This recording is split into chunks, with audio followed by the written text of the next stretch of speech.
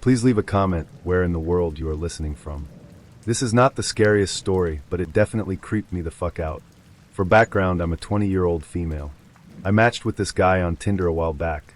His name was Nick, and he seemed pretty cool, so I gave him my Snapchat. We talk a little, but it died out quickly. I didn't tell him the exact town I lived in, but the city about 10 minutes away because it's decent sized and has a big population of people, and I figured he wouldn't be able to find me by just knowing that bit of information. A few weeks ago, he started messaging me, and we made small talk. Everything seemed normal for a while up until New Year's Eve. The day before, he messaged me saying he was going to be in the area, the city I told him I was from, and asked if I wanted to meet for lunch. I told him possibly, and I would let him know. The next night, I had a New Year's Eve party with a small group of my friends. I spent most of the day getting ready and was not looking at my phone. Around 7:30, I finally looked at Snapchat and saw that Nick had not only messaged me but also called me. Hey, I'm an asterisk, insert name of city. I responded telling him I was sorry, I just saw his message. He opened it within minutes and totally freaked out. He said something along the lines of, "Just to let you know, I'm really not interested in someone who can't even answer the phone when I drove 6 hours just to see her." I looked at it in disbelief, and for a second I thought he was joking. I responded by asking him what he was talking about, and that he didn't drive 6 hours just to see me. He said that we had plans, and why else would he have driven up here? I was confused because we never had plans. He told me that he was going to be in the area, which made me think he was here for work or to visit a friend. It is not uncommon for people to travel here for work. I explained this to him and told him we did not have plans, and that I didn't ask him to drive all that way for me. He told me he sat around for 2 hours waiting for me and bought me flowers. Again, I was confused because we never planned a time or place to meet and had never confirmed plans. You don't make plans by just telling someone you are going to be in the area. I apologized but told him again that we never had plans. He told me to make it up to him. I had to drive up and see him tomorrow. Yeah, fuck that. I remembered that I had my location shared on Snapchat, so he easily could have shown up at my house. I turned off my location but kept him on Snapchat in case he tries to show up at my house. Luckily, I have not heard from him since. My dad is a retired police officer and has a gun, and I'm not afraid to use it. So Tinder creep who drove 6 hours for me, let's not meet. A little while back, I decided I needed to get back out there and start trying to meet people. Not necessarily actively looking for a relationship, but meeting people at the bars just wasn't working for me. So as most single college girls, I downloaded a dating app. I met a lot of people and talked to them online, and it gave me the confidence to try to actually go out on a date every now and then. I didn't meet up with many of these guys in person, but there were a few. Most didn't lead to a second date, but there was one that was worse than the rest. I met this guy Alex, and we made plans to go out to dinner. He said he wanted to take me to this nice restaurant in the town between us, but when the day came, he never answered his phone. The next day he contacts me with a story about getting stuck at work and forgetting his phone at home. Whatever excuses, I wasn't really buying it, but he asked to reschedule. Stupidly enough, I said yes. So the day comes, and he tells me to meet him at his house, and he will drive us to this restaurant that he made reservations at. He said to come hungry like 3 times, and kept reminding me not to eat beforehand. I guess this place is big plates. Now, I don't really like meeting people for the first time at their home, or getting into their car, but we had been talking for over a week, so I figured, what the hell. But when I got close, and he calls and tells me to park in the parking lot down the road. Weird, but okay.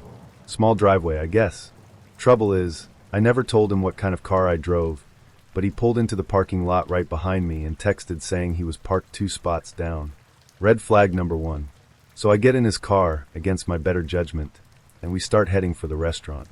Now, I didn't know where we were exactly. I'm not really familiar with the town, but I know the restaurant we were heading to, and it shouldn't have been more than like 10 minutes away on a major highway. But almost 25 minutes later, we're driving down some dark back road. So I looked at him and said, "Hey, where the hell are we going anyway?" He proceeded to tell me that he hadn't told me the full story. Apparently, when he called to make reservations, it took 3 times of calling before they actually answered. And when someone finally did answer, they told him they had moved locations and given him a description of where they were now located, like the intersection.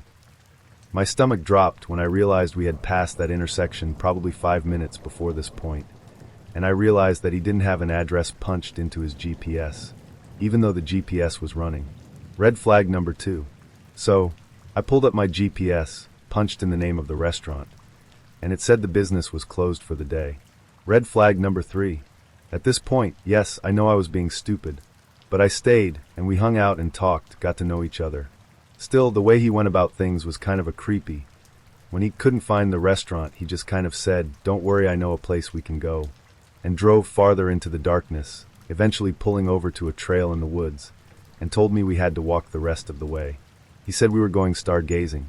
The spot was beautiful and all, but the whole way through the woods to the clearing, he just kept cracking jokes about how he swore he wasn't a serial killer or something, and telling me to promise I wasn't going to steal his keys and take the car and leave him there. Red flag number 4. I'm not sure how to explain this, but through half the night, he just kept lying to me. He would tell me these big, elaborate, detailed stories, and then suddenly end with, "Just kidding, that never happened." It was funny the first time. When he tried to convince me, he got so drunk one night in college that he got his penis pierced. But after 2 hours of this shit, I realized he had been just kidding about almost everything he had said. I realized I didn't even really know any true thing about this guy. Red flag number 5. Yes, I know I'm an idiot. We were talking about going to watch a movie at his house. He was all for it, and then apparently changed his mind and pulled the car over in front of a park suddenly on the way back. He said he'd rather stay there. He kept trying to dare me to run naked through the park and asking me weirdly sexual, personal questions, like about specific experiences, not even general thoughts or preferences.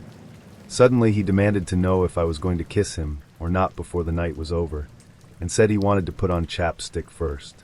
This guy literally made me dig through my purse looking for chapstick while he sat in the driver's seat, making a big show of licking his lips and trying to subtly rub his dick through his pants. But I saw. I told him I didn't have any chapstick, so he said that was fine, but why don't you crawl on over here and show me what you got? Cue patting his lap. I told him I didn't think I was comfortable with that, and he then proceeded to reach around me and try to drag me into his lap, using my butt as leverage. I told him again that I had no intention of sleeping with him or anyone on a first date, and he again said that was fine, but how about a little 2-minute preview? Cue dragging my hand into his lap. Final red flag. Sirens are going off in my head. I got mad at this point. This was after he had spent days telling me how much he hates men who try to force themselves upon women, and how he doesn't understand how anyone could do that, let alone get pleasure from it. This after he said he didn't want to sit too close to me while we were stargazing, so he didn't make me uncomfortable. It was like a switch had flipped. I told him that trying to force me wasn't going to make me any more likely to agree, and that I thought he was supposed to be a gentleman, like he'd been telling me all night he was. He told me that he thought I was just scared of how big it was, and that if I didn't want to suck it there were other options. Again tries to grab my hand.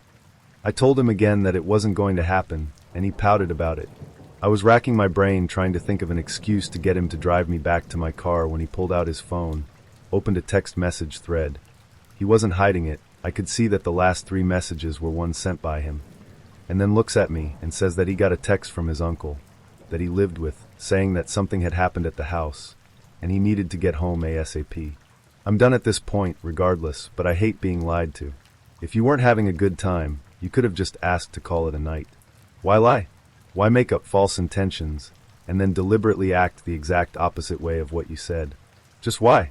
To make things worse, he dropped me off at my car in a dark parking lot at midnight, and then just drove off before I had even walked to my car. Obviously, there wasn't going to be a second date. But the kicker, I drove by the bold location of the restaurant a few days ago. It never moved. It's still open and right on the highway, and his house is about 2 minutes down the road. Where the hell was he taking me? So creepy Alex from Bumble, let's not meet again. You suck. I realized I forgot to include a large part of the date when I originally typed it.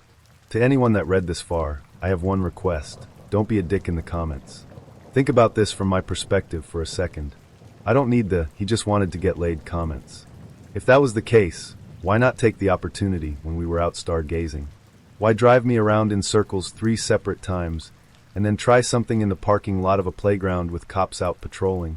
Why lie constantly? I'm saying that, yes, he was probably just a creep, but the progression of events doesn't feel right to me. It was too erratic and felt like he was trying to get me really lost and turned around. Pair that with the creepy things he was saying and premeditation of lying about the restaurant. Something just felt very wrong. I just came out of a relationship and felt like a bit of casual dating will be fun, so I went on to Tinder. I made it clear to the few people I actually matched with and spoke to that I didn't want anything serious, just a dinner date or a pub night here and there. I matched with a really cute guy, let's call him Pete. He had just moved to my city and also wasn't looking for anything serious. He just wanted to meet some people and see some local spots. The first night we met up at a well-known tapas bar. I chose this place because I had a few friends that were waitresses and bar staff there, so I felt safe meeting a stranger here. He was on time, we had nice chats, really cool guy on first impression. We spoke about work, to which he responded that he's a software developer, but he's just started his freelancing career. We spoke about where he stays now that he's moved up here, and he said that he's sharing a place with some friends. Rent is quite pricey in this city, so it made sense to me. He asked where I live, and I told him that I'm lucky to have my own one-bedroom apartment in quite a nice and popular part of town, mostly thanks to my parents that helped me save and gave me a portion of the deposit money for my 21st birthday, which I invested and grew until I had enough to put down a decent deposit. He then offered to drop me off at home, but I said no, I'd prefer to Uber home by myself. He asked if this was because I'm going to go meet someone else after him, and I laughed because I genuinely thought this was a joke. The next time I saw Pete was about 3 days later. He said he knew it was fast, but he actually couldn't stop thinking about me, and he wanted to see me again. This time we met at a different restaurant, also one I chose because I went to school with the owner and knew all the staff pretty well. The place is a little bit more pricey, and he got super annoyed with me for ordering as much as I did. I couldn't understand why, since I insisted on paying for my own stuff both times we met. That night, same story, let me drop you off at home, please. Again, I said no. While we're in the middle of this conversation, he gets a call. He stepped away, but I could still hear a fair amount. No, I think I'm going to stay with you again. Yeah, I'm with her. Don't worry about it. Okay, I'll be home soon. So now I think he's chatting to his roommate or maybe his mom, but I don't ask. He comes back to our table. Please, I insist. Bad things happen to women that Uber home this late by themselves. I'd feel better if I dropped you off. Not having the energy to argue, I tell him fine, and I put my address into his GPS. As soon as he got home, he messages me and tells me he'll be picking me up in the morning to go for a picnic. I reply that I actually have cleaning to do, but again, he insists that he'll see me at 10. Come 10 a.m. that next morning, best believe he's right outside of my apartment. I get into his car, and as he leans over to kiss my cheek, I notice that his breath stinks. Obviously, I'm a little grossed out. We have our picnic, and it's quite nice. He tried to kiss me a few times, but I avoided it with everything in me. By about 4 p.m. I tell him that I really want to go home, and the park we went to is about an hour and a half drive from my apartment, so I couldn't really Uber back home because it would cost a fortune. He agrees it's time to go, so we get in his car and we're off. I fell asleep in the car on the drive back, and when I woke up he asked if we should finish the rest of the bubbly we got for mimosas up at my apartment. I said to him I don't want to, and he just snaps. He raised his voice and said something along the lines of, "What are you hiding from me? Just be honest. Why are you so desperate to keep me out of your apartment?" I was so confused I actually just kept quiet. He dropped me off, but I could see his car across from my apartment for about half an hour before he actually left. About 5 minutes after he left, he let me know that he's home safe, and he thinks he's starting to fall for me. So naturally I'm freaked out, because I made it clear that I didn't want anything serious, and he said he felt the same. I said to him if that's the case, I think we should take a break from hanging out with each other. About 5 days later he messages and asks if we can go for dinner again. He found an Indian cuisine place he knows I'll love. I tell him it's cool, he should just send me the address. He tells me that he'll pick me up. So 7 p.m. comes, he tells me he's downstairs, and as I go down to meet him, I see he's standing at my gate. I press the remote control to open the gate, and he walked inside to meet me. "Show me which one is yours. I'd love to see how you live." Not hi. Not how are you. That's his opening line. So now I'm naturally unsettled. I say to him that I'm starving. Could we go for dinner, and I'll show him my place at a later stage. At dinner he gets a call again. This time he didn't step away. "Pete, yeah. I don't know. I can let you know by about 10. He then turns to me. "Am I sleeping by you tonight?" Me, no. I don't know. I have work tomorrow. Pete to me. Yes, me too, then back to the caller. I'll let you know, okay, caller. No, you're not. Can you just get your things, please? Pete. And do what with them? Caller. Take them to that girl you're seeing. I'm done asking you. Now I'm sitting here in absolute shock and terror. What in the fuck is going on here? Our food arrives, and we barely speak. I say to him, why did you ask me if you can sleep over by me? We're not spending time together like that. You know this. He then spins this story about how he just wants to hang out and again see how I live. I then say to him, very frankly, that I don't like having strangers in my apartment. He gets very touched, and the bill arrives. As per usual, I pay for myself, he pays for himself. I say to him I'll get an Uber home, and he says, what's the use? I already know where you live. Let me drop you off. By now I've already decided that this will be the last time I see him. I get into his car, and I reach for my jumper that I threw in the back when he fetched me. I notice a bag in the back of the car, full of clothes and toiletries, as well as a pillow. I don't think much of it. I don't personally drive or own a car, but I know my sister always has the most random shit on the back seat of her car. On the way home he's dead quiet, when suddenly he says, do you know how selfish you are? I've had no issue driving you around, but you don't want me to sleep over by you. I say to him that I've never had an issue with Ubering, and if he's so touched, I also have no issue with paying him what the Ubers would have cost me. I'm over this, and I'm not even playing nice anymore. His phone rings again. Caller, your stuff is at the security boom at the gate, Pete. Stay with your girlfriend or stay with your mom. You're fucked for taking advantage of everyone like this, Pete. I don't speak to my mom, you know this, you bitch, and then hangs up. Now I think this is maybe an ex-girlfriend that he needs to collect things from. Before I've even had a chance to process what happened, he turns to me and starts yelling at me. I have nowhere to go. Are you fucking happy? You spoiled brat. Living off mommy and daddy's money. Getting driven around by me like I fucking work for you, bitch. My whole body got stiff with fear. I don't know if I'm going to cry or throw up. In my head I'm just planning how I'm going to grab my bag the second he stops and run straight to the cafe under my apartment.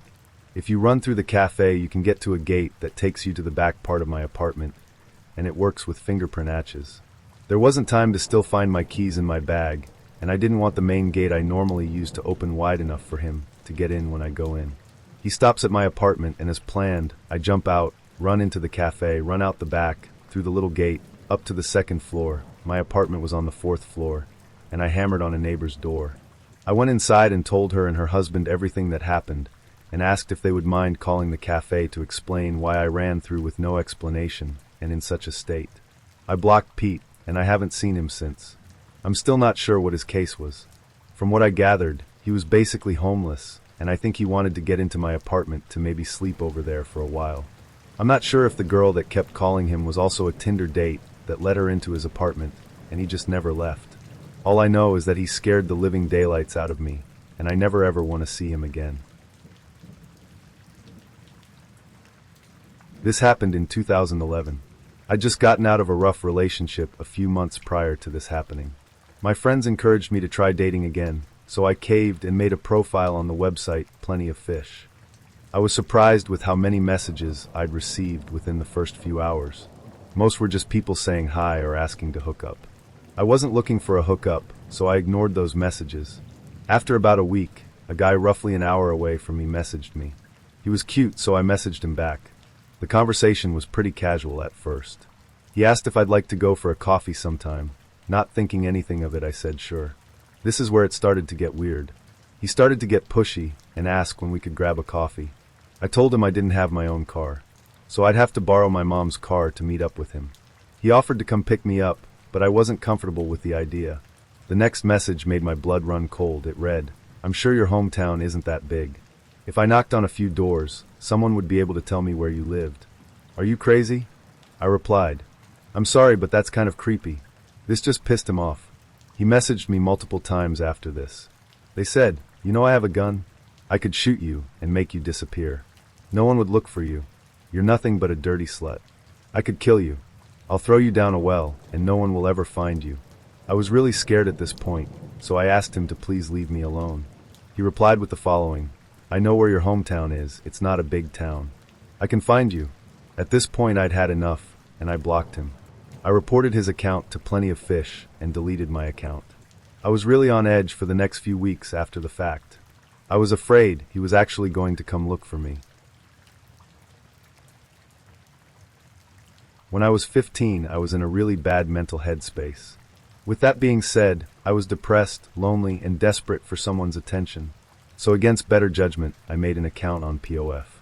I understand that I put myself in a dangerous position for predators, but I also understand that any man who I told my age to should have just reported my account and not spoken to me. But after swiping left and right for about an hour, I met a man I will call Red. Red was 26, a father of 2 beautiful toddlers, and a Puerto Rican native who recently moved to Florida. He spoke a fair bit of English and had this charm to him when he spoke. When I told him my age, it's scary now to think about how okay he was with it. He simply told me that we wouldn't have sexual relations and that our interactions would be innocent. We talked for a few months before even talking about meeting up. When I talked to Red, I felt happy, whole, like I finally had someone. The first few times we met up, it was fine. We went to the outlets, Disney Springs, the movies.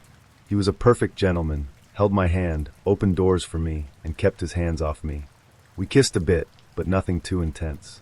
About 6 months into our relationship, I turned 16, and I invited him to my house, through means of sneaking in my window, of course, and he agreed.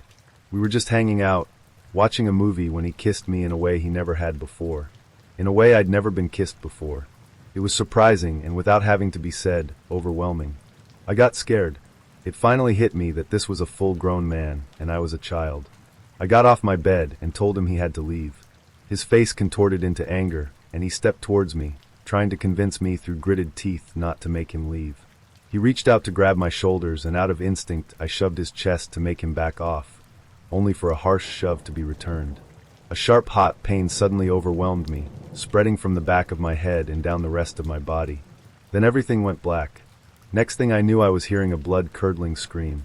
Hazed out and too weak to open my eyes fully, I just barely made out my mom.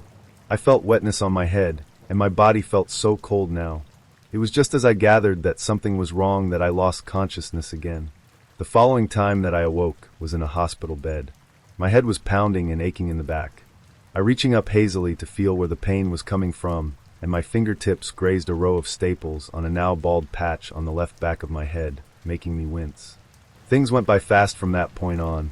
A doctor and my mother and father explaining that I must have slipped and hit my head on the windowsill, being that's where the first impact was made before falling the rest of the way onto my tile floor. My mom came to my room to wake me for school and found me laying in a pool of my own blood.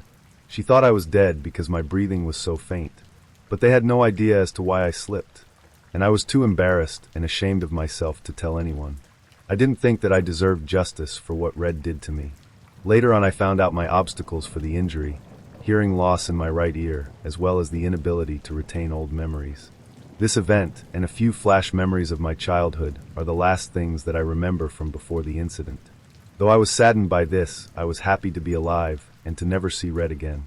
Now being 18, a few months ago I signed up for POF.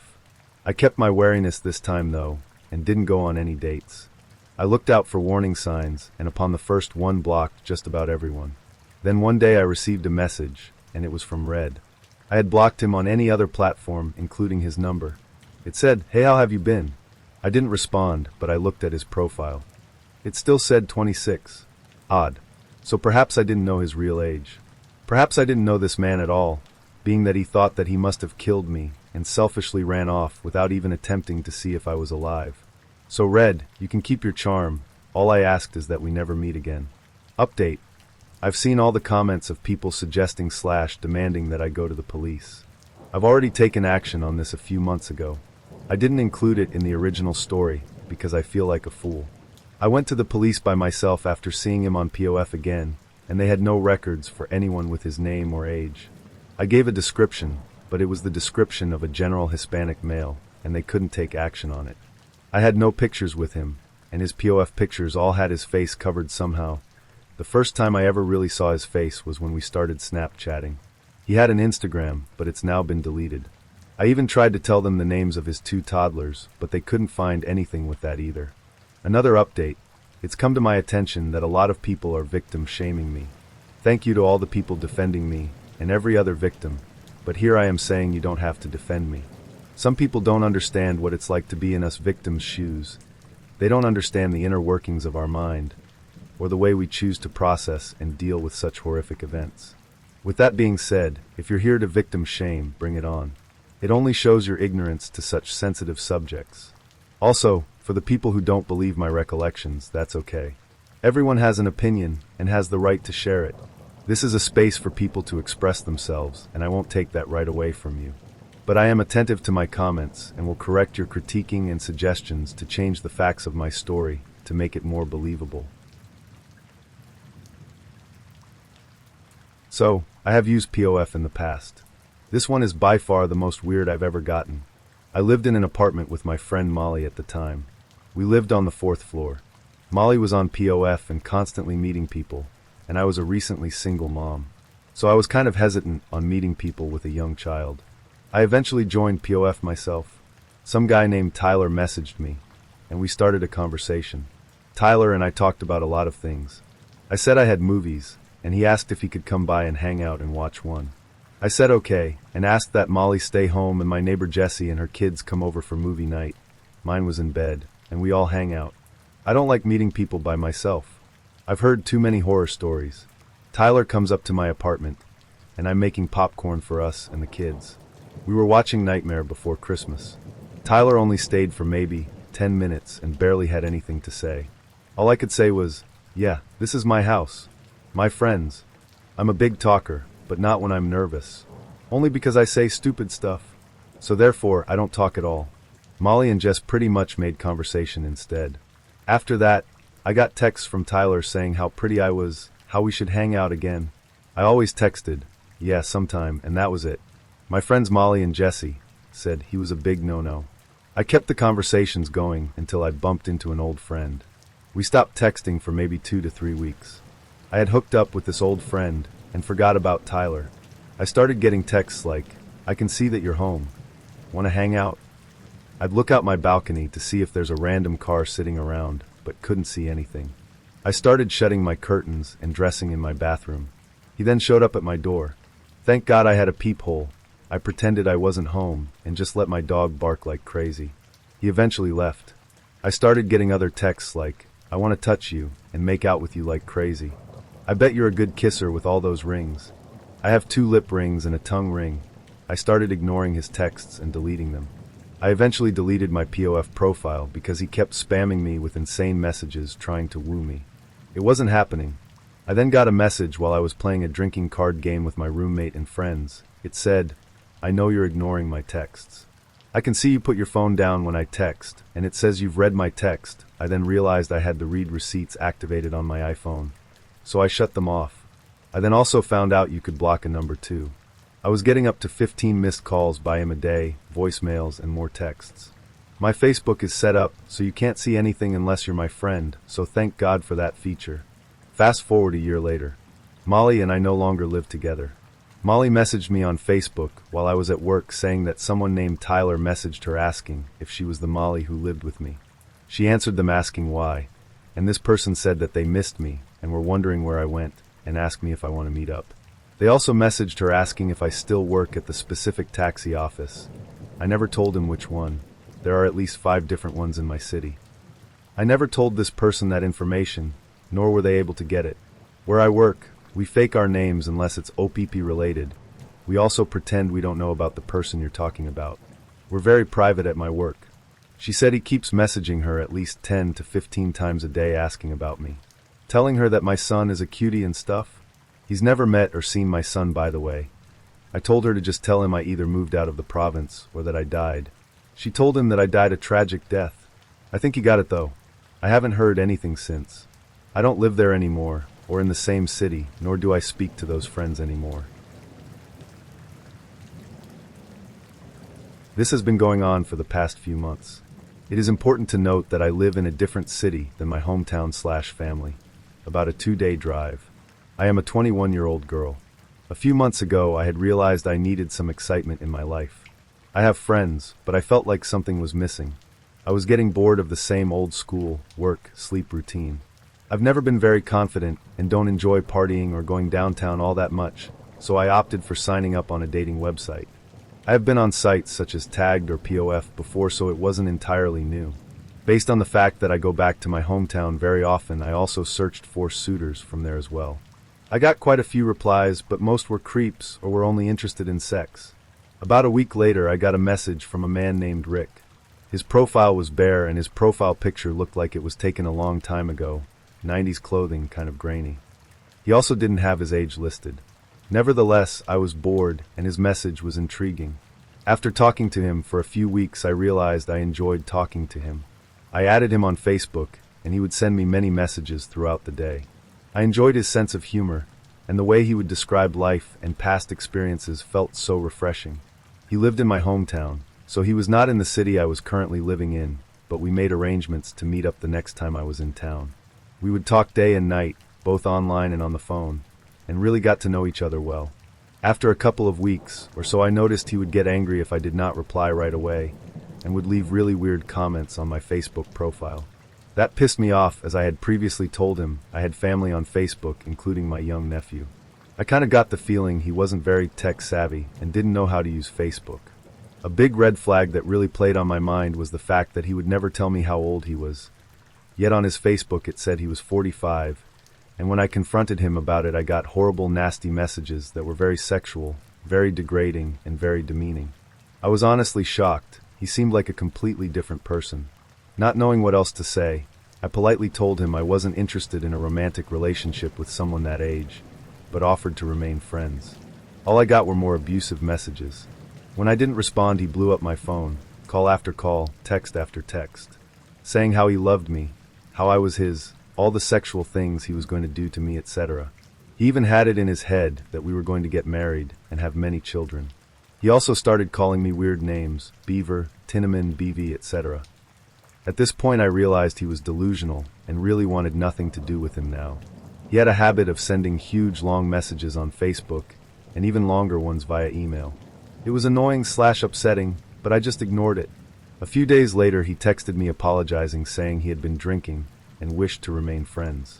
I accepted his apology, stupid, but didn't talk to him as much. After not responding to him for about a week, due to being busy at work/school, I woke up to an email from him saying he was going to find where my sister worked. I had previously told him she worked at Tim Hortons, and tried to chat her up. That honestly made me more angry than afraid. For weeks I had listened to him talk about the troubles he had in his life, and would give him advice. I was just being a normal, decent person. I had been respectful towards him, and that was the horse CR*P I got in return. I sent a nasty, angry message in response and threatened to call the cops. I then promptly blocked him on Facebook and the dating site, and blocked both his number and email. I didn't hear from him for 3 days. This was a week ago. I then got an email from an unknown email saying this: http://imager.com/gallery/hosetpse. It terrified me, as he had previously told me he had a friend named Tim that lived in the same city as me. I also don't know much about tracking devices. I don't know if he did it by phone, or if Facebook gave away my location, but I really hoped he was fibbing. I should have contacted the cops then and there, but seeing as how I had never met this man in person, I thought he was just an old Looney Tune and wrote the situation off as a bad experience. I didn't hear from him until last night. I had been at the beach all day and was exhausted. It was late, around 10 p.m., and I was sitting on my couch watching OITNB, texting my mom. I live in an apartment building, and if someone wishes to visit, they would ring my buzzer, says my name and app number.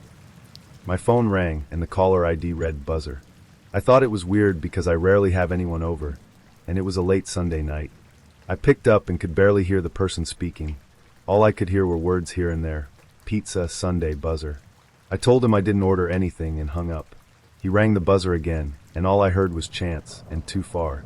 I apologized again, saying I didn't order anything, and hung up. I thought it was weird and shut off my phone, and continued to watch OITNB. I fell asleep pretty quickly after that, if not right away. Dragging me out of a deep sleep, I heard banging on my apartment door. Not just regular knocks, full-on continuous loud knocks. Terrified, but being in a half-asleep state, I got up and quietly walked towards the door and looked through my peephole. The banging continued, and I honestly am surprised that my neighbors weren't out in the hall wondering what the heck that noise was. The peephole was covered, which instantly made a cold chill run down my back. I just silently stood there staring into the peephole, just waiting for whoever it was to stop knocking. It seemed like hours, but probably was only a few minutes. The knocking stopped, and I could suddenly see through the peephole and saw a man standing there. He didn't have a pizza or any takeout with him. He just looked like a normal guy. He was wearing dark pants and a red sweatshirt with a white baseball cap. It wasn't that bright in the hallway, so his facial features were hard to see. I saw him knock again, normally this time, and then just stood there. He took a piece of paper and a pen out of his pocket and scribbled something on it for a few minutes and bent down. It terrified me when I saw him stuffing it under my door. It was just inches from my feet. He stood there for a moment just staring at my door, and then he just walked off down the hallway. I stayed there for a while just staring through the peephole, and I could hear my heart beating loudly. I was that scared. Once I was sure he was gone, I read it. Hey underscore underscore underscore underscore underscore underscore underscore underscore. I'm a friend of Rick's, and he wanted me to drop by. He really wants you to talk to him, and he wants another chance. He's a good guy. He'll come by again soon. Call Rick at phone number or another phone number. Thanks. I called the cops and explained the whole situation to them. I am 100% sure that it's Tim, Rick's friend, because really, who else would it be? They came by and took a statement, and I had printed out all the emails and threatening messages he had sent me, so I gave that to them as well, along with the note that was left last night. They said there wasn't much they could do as of right now, but to keep an eye out and let them know if either tries to contact me again. They figured he got inside the building by either ringing other buzzer numbers until someone let him in, or he just waited until someone else went in and he followed. I gave them all the numbers and emails I had of Rick's too. I'm not very familiar with the devices that allow someone to find out where you live, but I have checked in to some places on Facebook, so I'm pretty sure that's how he found out the area I lived. The cops said they will be in touch and let me know if they find anything, so not much I can do for now really. Anyways, I haven't heard from Rick, and what I am assuming is Tim, yet, but I will keep you updated. So please be careful what information you give out online, as there are a lot of dangerous people out there. Don't learn the hard way. Sorry if there are editing mistakes. I tried my best. A week ago I made a plenty of fish, POF, account for shits and giggles to see what kind of women I'd match with. This was my first time using any sort of online dating application. I took the time and really went into detail in my About Me section of my online profile. As was explained to me, was that if I elaborated enough on my interests and hobbies, I'd be matched with someone more compatible. More or less my curiosity got the best of me, so I began the tedious search for a potential match. After an hour or so of skimming through a wide selection of below-average women up to some out of my league, I put down my phone and went about my errands for the day. Around 9 or 10 p.m., after feasting on an amazing chicken cutlet sandwich I had made, I received an unexpected notification on my iPhone. I checked, and to my surprise I was messaged by a girl with the online profile name of Izubia B. She had wrote to me, "Hey handsome, winky face." I was pretty excited that someone had reviewed my profile and attempted to reach out to me, so I quickly scanned her profile to see that she hadn't even written anything about herself. I was curious as to why, but I figured I'd just ask her in conversation. She had only one picture of herself on the site, which showed me she was smaller than I, and very curvy. Cute, but not enough for me to consider dating. However, fate tempted me, and I responded to her message. We began with formalities, then to asking each other what our goals and aspirations were for the future. Her name was Elaine, and was studying criminal justice at Buffalo State University. She showed a lot of interest in me, and kept calling me Mr. Handsome, and eventually asked for my personal cell phone number.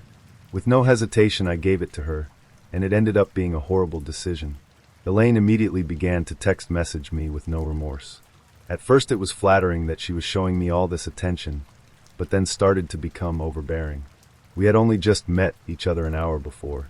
Around 1 in the morning, after being exhausted from my own politeness in answering all her messages one after another, I decided to call it a night and told Elaine that I'd talk to her the next day.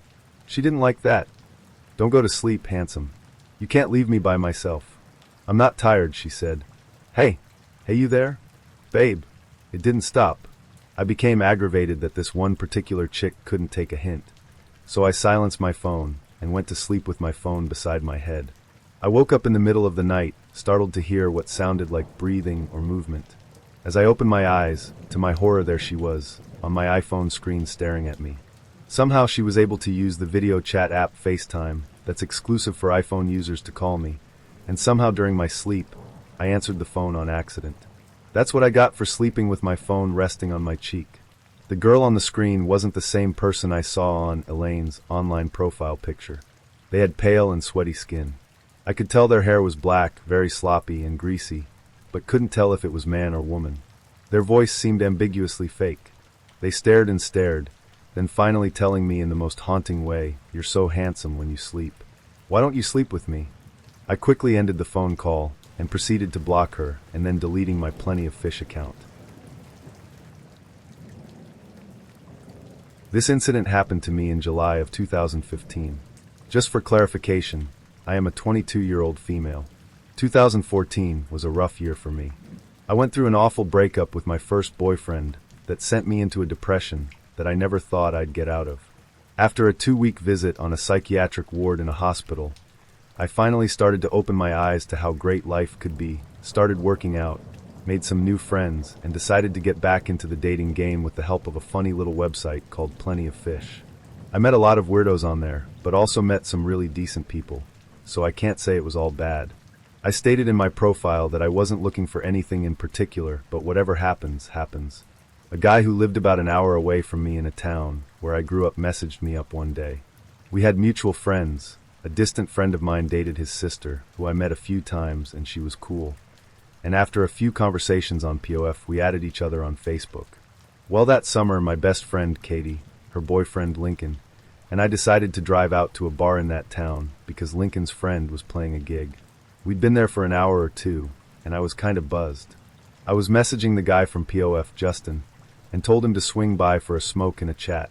A few minutes later, Justin shows up, and we hang out for a few minutes before he goes to the other side of the bar to play the slot machines. Note that the entire time he was there with us, he wasn't drinking at all and just had his face in the slot machine for like 2 hours straight.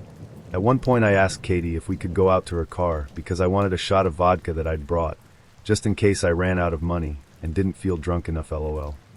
She agrees, and her and Lincoln and I make our way to the car. Lincoln ends up locking the keys in the car, and we're just there wondering if we should beat out the back window or find something to pry the door open with. Out comes Justin. We explain the situation to him, and he claims his house is down the road a bit, and he has a coat hanger or something that could unlock the door. Katie and Lincoln agreed, and I offer to go with him, hoping to get to know him a little more on the way. Justin didn't seem drunk at all, and to this day I'm not sure if he was, and just really good at acting sober. We get in the car and pull out of the parking lot. We were barely 15 seconds away from the bar when we see a police car parked at a convenience store across and up the street a little. The lights flicker on, and the car pulls out and starts coming after us right away. Justin is panicking. I don't know why. I tell him to just pull over and it'll be fine. But he had other plans, being a high-speed police chase. I don't know how fast he was going, but it felt like the speed of light. I remember telling him, "I don't want to die, I don't want to die." He said, "Don't worry, my house is close. I got this." He was turning corners like crazy, each time slamming on his brakes and spinning out 3 to 4 times before going again. 2 or 3 police cars were right behind us with sirens and lights on, but he was determined to lose them. Next thing I know, we're in a ditch. Justin yells "run" and exits his car, running straight into the woods. I get out, very luckily unharmed.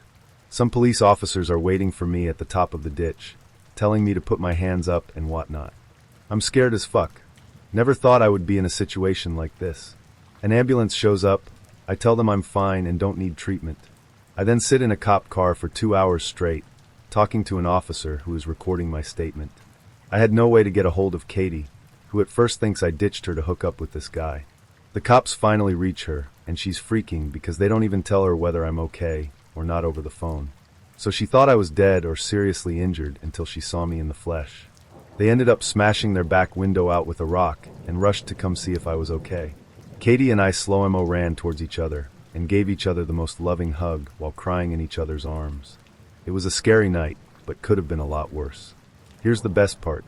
I received a message from Justin on Facebook the next day. He apologized, kind of, and then proceeded to ask round 2. Haha, he's even had the nerve to ask me to hang out multiple times since. Justin, you put my life in severe danger, and we're never meeting again. Okay, so I've been actively reading this subreddit for quite some time, but today I thought I'd finally share my scary experience. I'm a 22-year-old woman, and I've been an active user of dating websites since I was 18. I know this may sound unusual to some seeing as I was and still am so young, but I've never been the partying/going out type, so I've struggled to meet guys naturally. Within a few months of joining Plenty of Fish when I was 18, I met a nice 24-year-old Italian man, Marco. After a week or so of messaging, we arranged to meet up, and we immediately hit it off. As you can probably imagine, I was taken in by his accent, but also his gentlemanly persona, seeing as he insisted on buying me meals and drinks.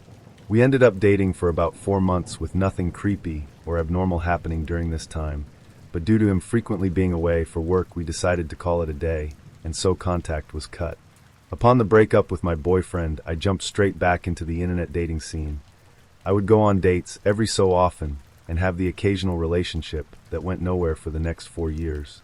During this time, I had not seen or spoken to Marco since our break until a couple of months ago when I received a message out of the blue from him on POF.